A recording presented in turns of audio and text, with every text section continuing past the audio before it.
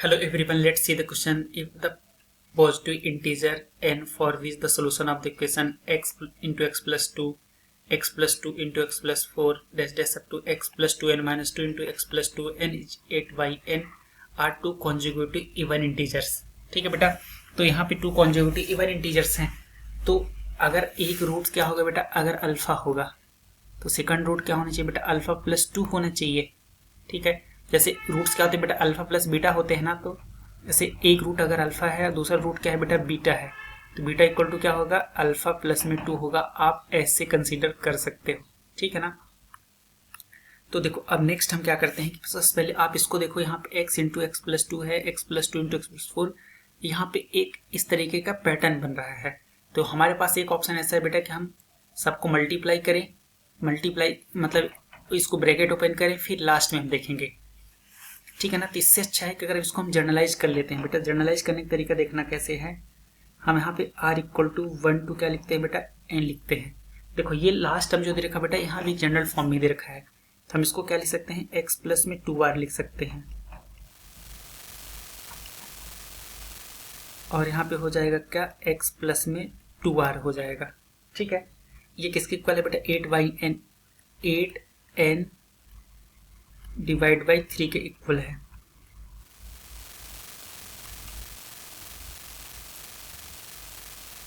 r equal to 1 to क्या हो जाएगा बेटा, यहाँ पे n हो जाएगा. जब इसको ओपन करेंगे तो ये हो जाएगा एक्स स्क्वायर प्लस हो जाएगा 2rx प्लस 2rx.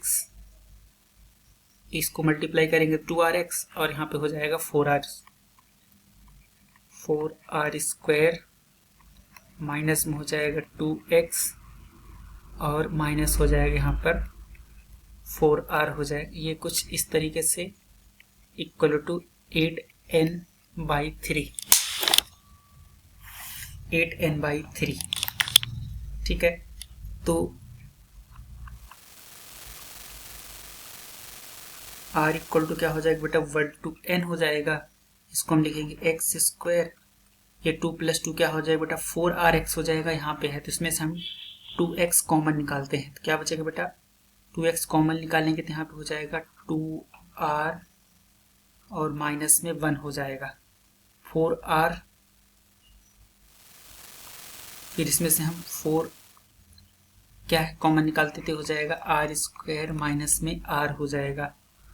ये कुछ इस तरीके से आएगा और यहाँ पे हो जाएगा 8n बाई 3 आ जाएगा. लिमिट हमें किसकी दी है बेटा, हम लिमिट r के रिस्पेक्ट में है, मतलब यहाँ पे वेरिएबल किसको हम कंसीडर करेंगे बेटा, यहाँ पर r को वेरिएबल कंसीडर करेंगे.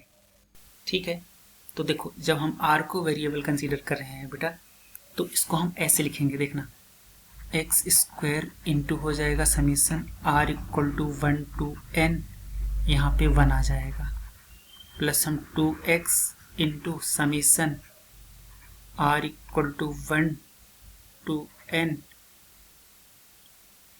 ये हो जाएगा 2r माइनस, यहाँ पे इसको हम ऐसे लिख सकते हैं बेटा, इसको इस तरीके से लिखते हैं, समीशन हो जाएगा r equal to 1 to n, यहाँ पे आ जाएगा ये 1 हो जाएगा, और ये हो जाएगा 4 into summation r equal to 1 to n, r square minus में हो जाएगा इक्वल टू 1 टू n हो जाएगा. तो और ये क्या है बेटा, यहाँ पे r आ जाएगा, इक्वल टू हो जाएगा यहाँ पर 8n डिवाइड बाई 3. अब आपको एक पैटर्न बताता हूँ बेटा मैं, कि जैसे आपको एक फॉर्मूला पता है ना समीशन ऑफ n टर्म का, कि Sn बराबर होता है n बाई 2 और a प्लस में क्या होता है बेटा, l होता है. क्या हो जाएगा, जैसे 1 प्लस 1 प्लस 1 वो n टाइम है, तो इसका हम अगर सम निकालते हैं बेटा, तो Sn बराबर क्या आएगा, n बाई 2 और यहाँ पे हो जाएगा first term plus last term, तो ये कटेगा, कितना बचेगा बेटा, यहाँ पे n, मतलब इसकी वैल्यू n हो जाएगी. जब हम r क्या लेंगे बेटा, अगर हम 1 इसका सम की बात करते हैं, 1 plus 2 plus 3 up to n term की बात करेंगे, तो इसके समीशन के लिए हम क्या करेंगे बेटा, यहाँ पे n टर्म है तो n/2 आ जाएगा। फर्स्ट टर्म क्या है यहाँ पे 1, लास्ट टर्म क्या है बेटा यहाँ पे n, तो क्या हो जाएगा यहाँ पे n इंटू n प्लस में 1 डिवाइड बाई 2 ये होता है। अब हम डायरेक्टली यहाँ पे वैल्यू पुट करेंगे तो ये हो जाएगा nx² प्लस nx² हो जाएगा प्लस 2x इंटू ये हो जाएगा 2x इंटू 2 इंटू हो जाएगा यहाँ पर n into n plus 1/2 minus में आ जाएगा यहाँ पे n आ जाएगा।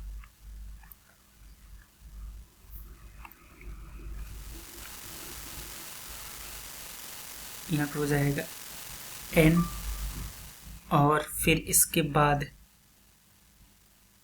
यहाँ पे 4 इंटू यहाँ पे हो जाएगा प्लस 4 इंटू हो जाएगा n इंटू n प्लस में 1 और 2n प्लस में 1 डिवाइड में हो जाएगा 6 और यहाँ पे हो जाएगा माइनस में 4 इंटू n प्लस में 1 डिवाइड बाई 2 इक्वल टू हो जाएगा 8n divide by 3।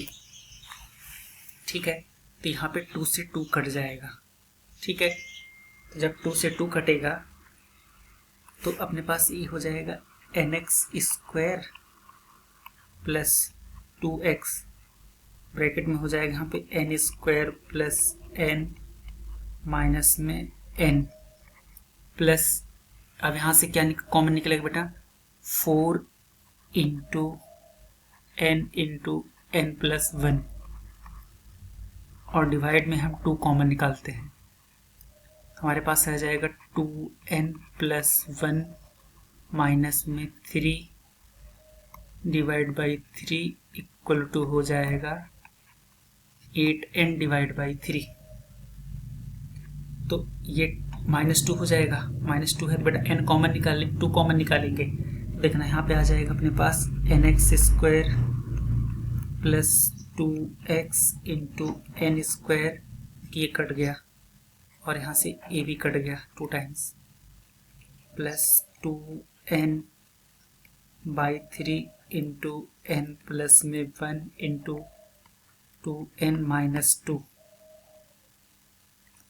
Equal to हो जाएगा 8n डिवाइड बाई 3।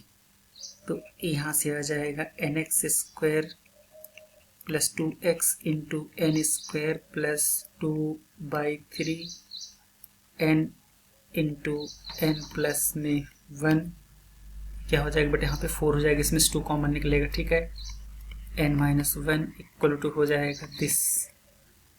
तो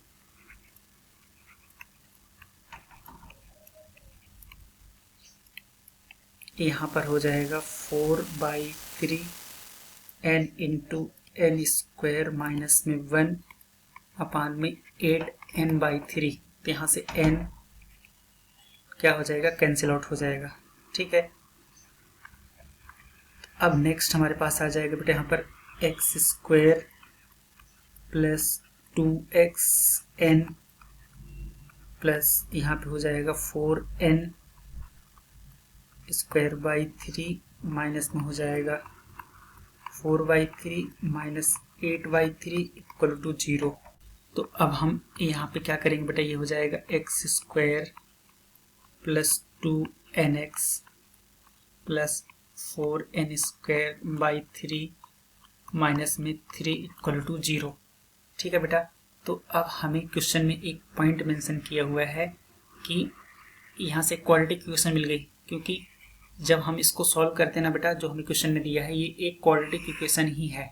तो अगर हम इसको डायरेक्ट मल्टीप्लाई करके ऐड करने जाते हैं तो बहुत टाइम लगता है, इसलिए मैंने आपको बताया कि इस तरीके से इसको हमें कैसे करना है। ठीक है, तो आप इस क्वाड्रेटिक इक्वेशन का रूट अल्फा और क्या है बेटा बीटा हम कंसीडर कर लेते हैं। ठीक है ना, तो ऑलरेडी हमें बोल रहा है कि इवन 2 कॉन्जिक्यूटिव इवन नंबर है बेटा, तो अगर एक अल्फा है तो हम इसको ऐसे ही कंसीडर कर सकते हैं बेटा।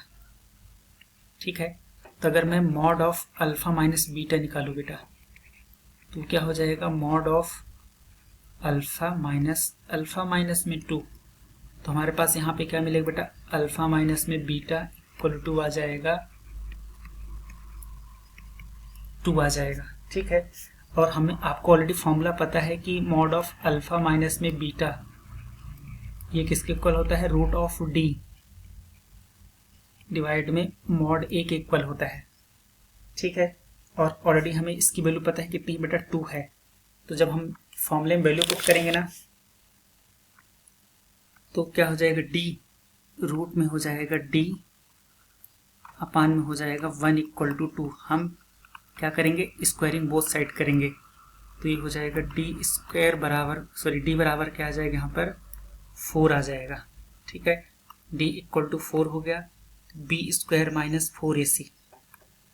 तो b की वैल्यू क्या है बेटा 2n है, तो 2n का होल स्क्वायर माइनस में 4 इंटू 1 इंटू ये हो जाएगा 4n square by 3, 4n square divide by 3 minus में 3 इक्वल टू 0।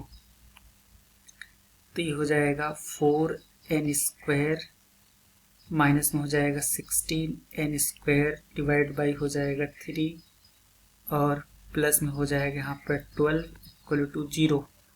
तो इसको जब सॉल्व करेंगे तो क्या हो जाएगा 12n square minus 16n square और डिवाइड में हो जाएगा 3 इक्वल टू माइनस 12। तो हो जाएगा minus 4n square equal to minus 36, n square equal to हो जाएगा 9। तो हमें क्वेश्चन में क्या पूछा है कि देन n की वैल्यू पूछ रहा है बेटा। तो हमारे पास यहाँ पे n की वैल्यू 2 आएगी, एक प्लस 3 आएगी और n इक्वल टू माइनस 3 आएगा। तो हमें पॉजिटिव इंटीजर चाहिए इसलिए ये करेक्ट हो जाएगा।